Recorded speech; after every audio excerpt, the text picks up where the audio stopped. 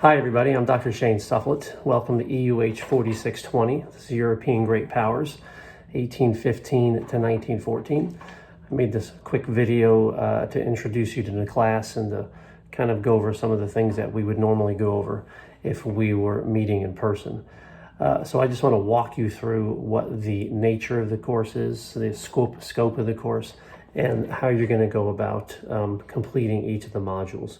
So bear with me here, and I'll go over a lot of the things that normally, like I said, we would have done on the first night of class. The first thing that I want to remind you to do immediately after you watch this video is to click on the links right below me here and to read the syllabus, to read the course schedule, and then to quickly take the syllabus quiz. It's 5 questions. It is not graded. Just make sure that you take that quiz, especially for those of you who are getting financial aid. That's going to be your first academic assignment, so to speak, so that your financial aid can be released. So do that immediately after watching this video so that you can be done with it.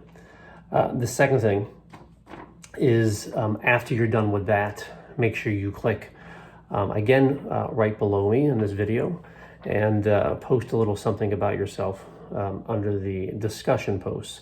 Discussion posts will not be part of this class. We will not be doing them on a weekly basis. I kind of know how discussion posts go by now. Everybody agrees with everybody's comments typically, and you do it just to get it done. But I do want to know a little bit about each one of you. If you're a history major, what you plan on doing after you graduate. And maybe something else that's interesting about yourself. And I posted sort of something that you could model your discussion post on about me. Third thing, and most importantly, is how you're going to complete the modules. So once you go through the steps below, you'll see that I've also put a link below for module number 1. And every module will be set up pretty much the same. And for each of those modules, you should always start with the goals, the learning goals, the very first thing that I'll have posted at the top of each module. If you just follow that and you do number 1, number 2, number 3, and 4, and so on, then you will have completed each module. I will tell you that everything within the module is fair game for the quizzes. So you'll start usually with a reading. Make sure you've done the reading and you've taken notes on those readings. You can certainly have the readings out in front of you when you're taking quizzes. I won't be filming you, but I can tell you that because the quizzes are timed, you can't really look things up as you go along. You can try that a few times. Some of you might be successful, and some of you and most of you will have to learn the hard way. That is not the best way to go about it. Do the readings beforehand. Take as many notes as you want, maybe mark some things down. And then after you've done the readings for that particular unit, then make sure you listen to the narrated PowerPoint that I've posted for each of the units. You can fast forward and go through these things as you please. They're typically anywhere from 20 to 30 minutes long, and they are very much condensed versions of the lecture that I would normally give in class. But again, you can use those as you please. But the majority of the quizzes will come from those readings and from the narrated PowerPoints. So you really need to do the readings and prepare that way, and to go through the PowerPoints and to take the time to listen to them and to study those slides.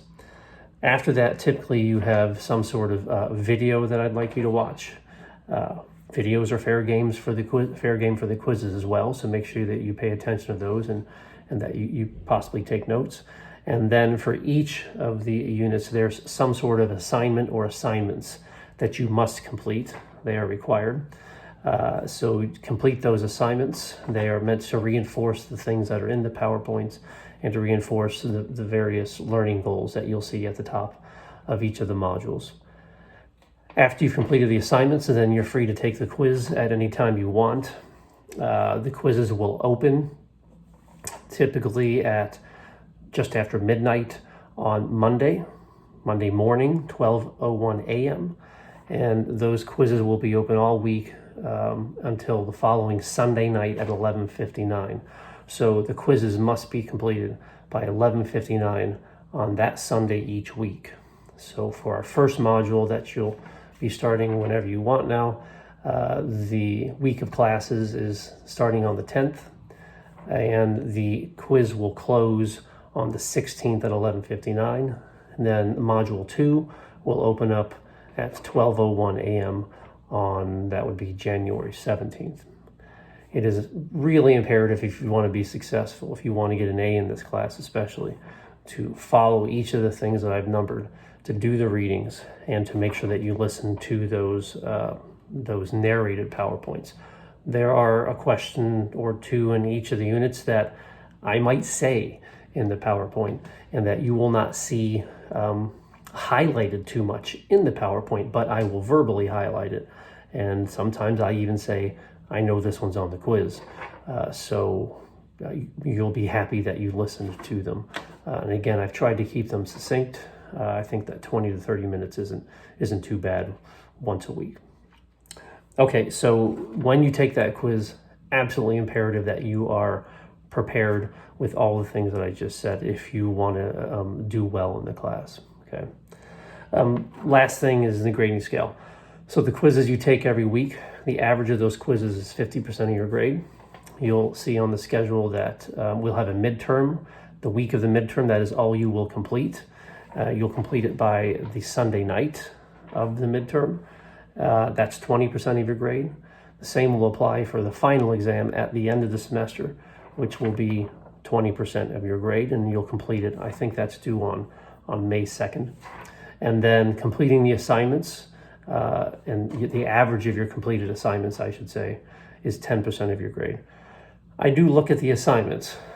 So if your writing is poor in the assignments, and that's critical in this class because this is a Gordon Rule class, and I'll say this again, if your writing is poor on those assignments, then this will get you marked off.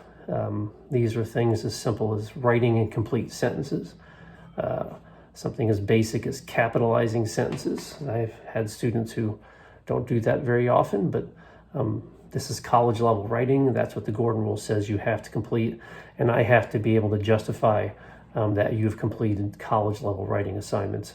And I certainly can't justify college level writing as writing that you would do as if you're texting somebody. Write it formally, and this will certainly help your grade on those assignments, right? So just beware that if you get marked down on the assignments, that's likely what it is, okay?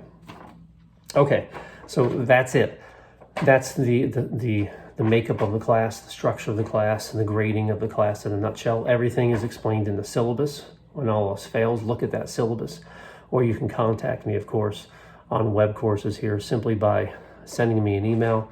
I typically check it once a day, and I can help you out in that way. The last thing I want to leave you with is this. This class is 1815 to 1914. However, we started in 1789 with the French Revolution, and we really are going to end it just before the First World War.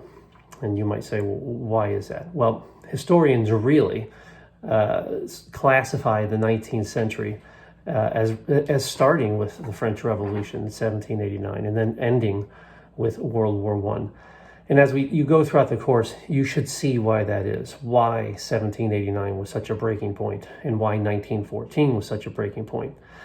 So that is why we'll start with the French Revolution, and we will end with the First World War. Historians refer to this as the long 19th century, and that's the model that we're going to be using for this class. So you'll get some of the French Revolution and Napoleon prior to 1815, and you will get certainly the First World War and the origins of the First World War at the end of this class.